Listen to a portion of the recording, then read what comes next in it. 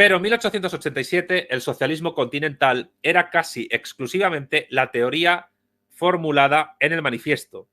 Y así la historia del manifiesto refleja hasta cierto punto la historia del movimiento obrero moderno desde 1848. Actualmente es, sin duda, la obra más difundida, la más internacional de toda la literatura socialista, el programa común de muchos millones de obreros de todos los países, desde Siberia hasta California. Y sin embargo, cuando apareció, importante esto, no pudimos titularle Manifiesto Socialista. Escuchad, pubertarios. En 1847 se comprendía con el nombre de socialista a dos categorías de personas. De un lado, los partidarios de diferentes sistemas utópicos, particularmente los owenistas en Inglaterra y los fourieristas en Francia, que no eran ya sino simples sectas en proceso de extinción paulatina. De otra parte, toda suerte de curanderos sociales que aspiraban a suprimir, con sus variadas panaceas y emplastos de toda suerte, las lacras sociales sin dañar en lo más mínimo al capital ni a la ganancia. Voy a repetir esto. En aquella época se llamaba, de otra parte, socialistas primero a buenistas y furieristas, es decir, socialistas utópicos, y a toda suerte de curanderos sociales que aspiraban a suprimir, con sus variadas panaceas y emplastos de toda suerte, las lacras sociales sin dañar en lo más mínimo al capital ni a la ganancia. Como algún pubertario español ha dicho por ahí, supuestamente Hitler era socialista porque, al igual que los bolcheviques, defendía la socialización de los medios de producción. Es que quien primero socializa los medios de producción, aunque sean a un nivel parcial, es el Estado burgués capitalista realmente existente. Y la cuestión es que en esa época se llamaban socialistas gentes que defendían eso. Cosa que veremos luego a medida que vayamos avanzando en el manifiesto comunista. Socialismo era un término plurívoco, no unívoco. De hecho, es muy anterior a Marx. Ya en la Revolución Francesa se habla de socialismo. El socialismo como término surge en Francia, no en Alemania. Y había socialistas de izquierdas y socialistas de derechas.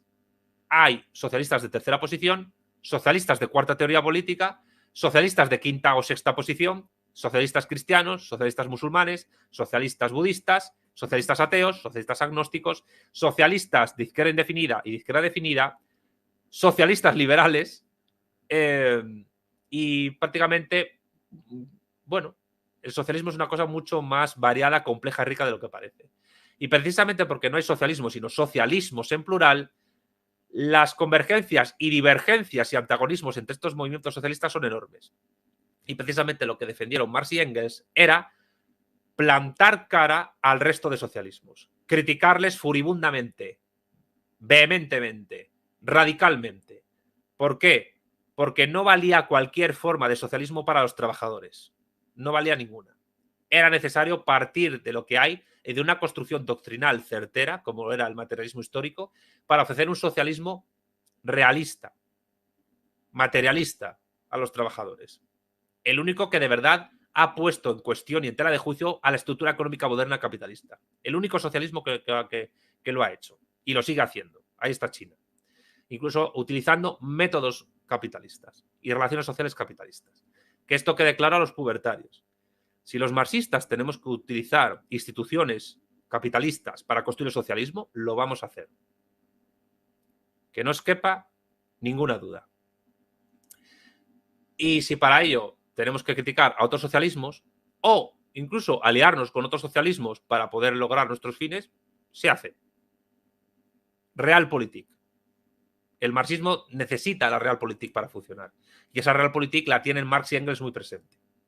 En ejercicio, aunque no en representación, pero también.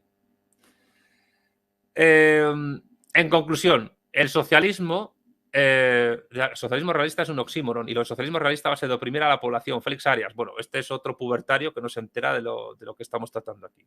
Te invito a que sigas nuestro curso, pubertario. Te invito a que veas que la idea de socialismo que maneja tu ideología no tiene ningún sentido, es ridícula, es absurda, solo sirve para dar los golpes en el pecho, pero no para entender la realidad histórica por la cual se ha movido el mundo contemporáneo, que incluso explica cómo diversos proyectos socialistas se han enfrentado entre sí. Lo que pasa es que vosotros os creéis que estáis contra todo el mundo y por eso queréis meter a todo el mundo en un mismo saco. Pero, en fin, de la misma manera en que yo digo cuántas revoluciones anarquistas ha habido, y con anarquistas me refiero a anarcosindicalistas, que eran socialistas también, pues ahí está el capitalismo realmente existente, que no duda en emplear elementos e instituciones socialistas para seguir existiendo, que os demuestra que vosotros simplemente sois su perro de presa, su bulldozer, su asustaviejas, nada más. No hay socialismo, hay socialismos. Y los socialismos están enfrentados entre sí, incluso a muerte.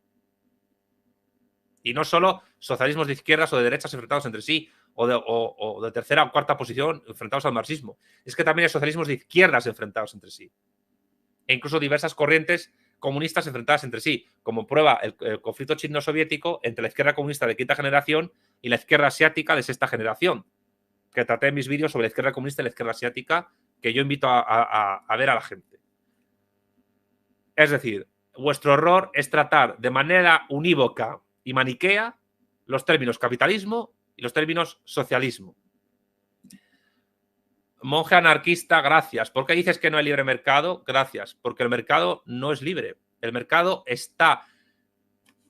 mejor dicho, los mercados están totalmente, causalmente determinados por la estructura económica e histórica política moderna, que es el modo de producción capitalista, para conformarse. Y en esa estructura económica moderna entran los estados y los imperios para poder organizarse. Por eso, insisto, vuestro error es tratar de manera maniquea y dicotómica la luz y la oscuridad, capitalismo contra socialismo. No, amigos. Hay capitalismos como sistemas económicos dentro de una estructura económica capitalista como modo de producción, y hay socialismos. Y los hay anticapitalistas, poscapitalistas y meramente reformistas burgueses. El capitalismo y el socialismo no son antagónicos. En absoluto son antagónicos. Si abandonáis el maniqueísmo, habréis avanzado mucho. Pero claro, si abandonáis el maniqueísmo, a lo mejor tenéis que abandonar vuestra ideología. Sigamos con Engels. Porque esta parte es importante. Aquí están hablando están llamando socialistas Engels a corrientes que no ponen en cuestión la existencia de capital, ni el conflicto capital-trabajo, ni ponen en cuestión la estructura ontológica moderna, ni ponen en cuestión la estructura económica capitalista, el modo de producción capitalista. O sea, fijaros hasta qué punto para Marx y Engels socialismo y capitalismo no son unívocos, sino son análogos, y no es una cuestión maniquea. Nosotros somos materialistas, somos pluralistas, analizamos en un sentido plural la realidad. En ambos casos, gentes, continúa Engels, socialistas utópicos y reformistas, que se hallaban fuera del movimiento obrero y que buscaban apoyo más bien en las clases, entre comillas, instruidas.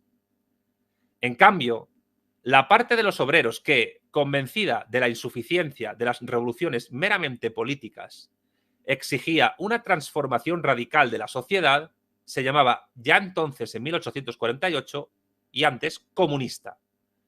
Era un comunismo apenas elaborado, solo instintivo, a veces un poco tosco, pero fue asaz pujante para crear dos sistemas de comunismo utópico. En Francia, el Icario de Cabet, y en Alemania, el de Weitling. El socialismo representaba, en 1847, un movimiento burgués. El comunismo, un movimiento obrero. El socialismo era, al menos en el continente, muy respetable. El comunismo era precisamente lo contrario. Y como nosotros ya en aquel tiempo sosteníamos muy decididamente el criterio de que la emancipación de la clase obrera debe ser obra de la clase obrera misma, no pudimos vacilar un instante sobre cuál de las dos denominaciones procedía a elegir. Y posteriormente no se nos ha ocurrido jamás renunciar a ella. Por tanto, el socialismo comunista se opone a los socialismos que no son comunistas. Porque esos socialismos que no son comunistas ven el socialismo como un fin que en el fondo no rebasa la estructura económica capitalista, mientras que para el comunista el socialismo es un medio, que solo si lleva al comunismo es la primera fase del comunismo, como dice Marx en la crítica del programa de Gotha, aunque parta del capitalismo para ello, incluso de un capitalismo de Estado en un primer momento. Es decir, el socialismo sin horizonte comunista no es más que capitalismo.